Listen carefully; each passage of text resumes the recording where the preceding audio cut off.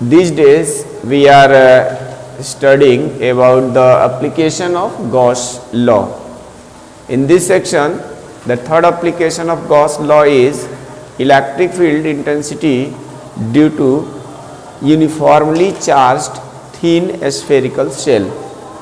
This is thin spherical shell whose radius is capital R, and the uniformly charge is distributed on this surface.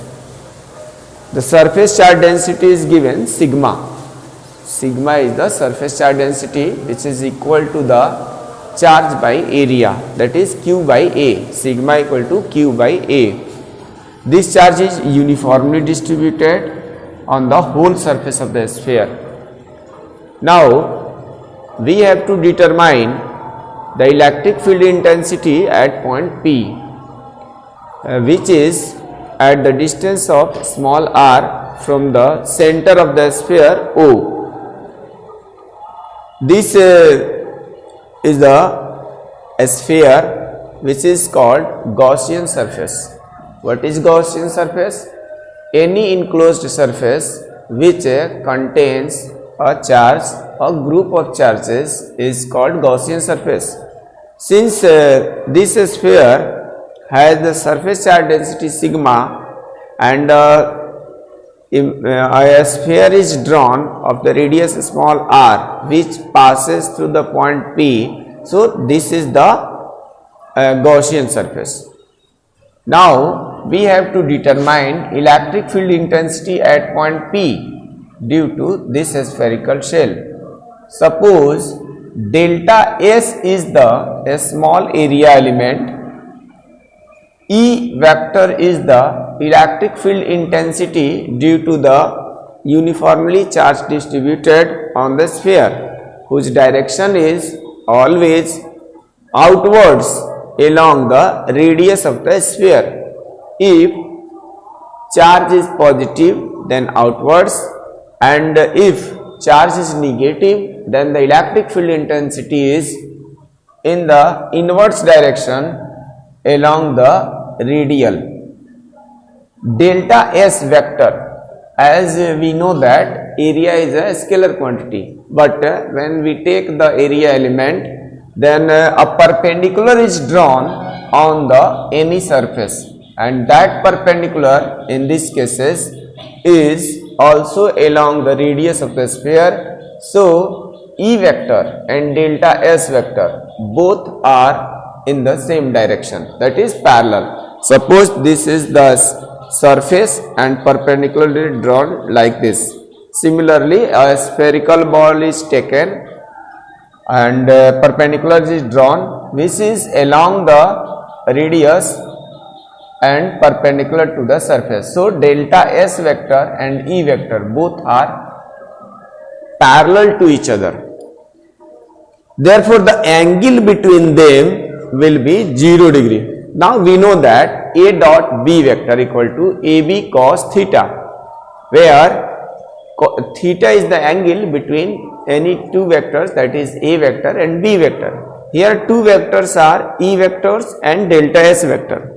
So the electric flux passing through this small area element is given by delta phi equal to E vector dot delta S vector, and therefore this will become E delta S cos 0, because angle between E vector and delta S vector is 0 and cos 0 1. So delta phi A equal to E delta S, E delta S.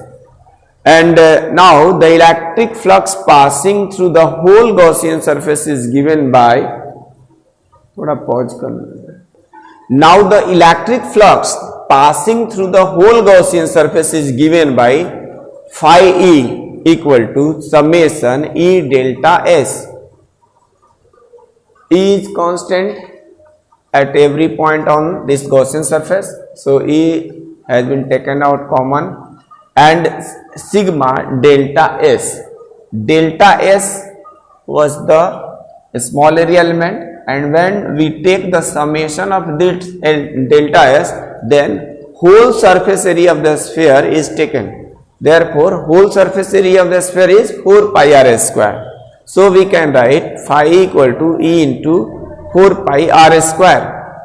Now, by the Gauss law or Gauss theorem, we note that the electric flux passing through the any Gaussian surface is given by the total charge enclosed by that Gaussian surface multiplied by 1 upon epsilon naught. So, phi equal to q upon epsilon naught.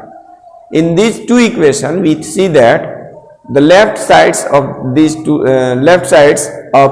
equation first and second are same. Therefore, right side will also same. Therefore, equating right side terms, E into 4 pi r square equal to q upon epsilon naught, and therefore E equal to 1 upon 4 pi epsilon naught q by r square. This is the electric field intensity due to uniformly charged spherical cell at any point P from the center of the sphere, which is at the distance of r. Now, and the next point is electric field intensity inside the spherical cell whose radius is taken r1 and the point P dash is taken inside the spherical cell. Then how can we find out this value? Let us see. Since this spherical surface, this Gaussian surface which passes through the point P dash does not contain any type of charge.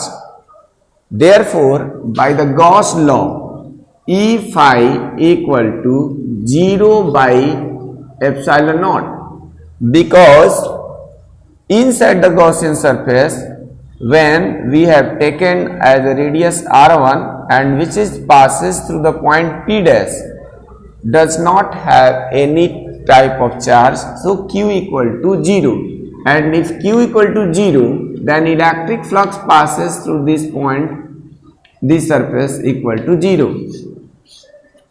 Now, electric field intensity by the definition of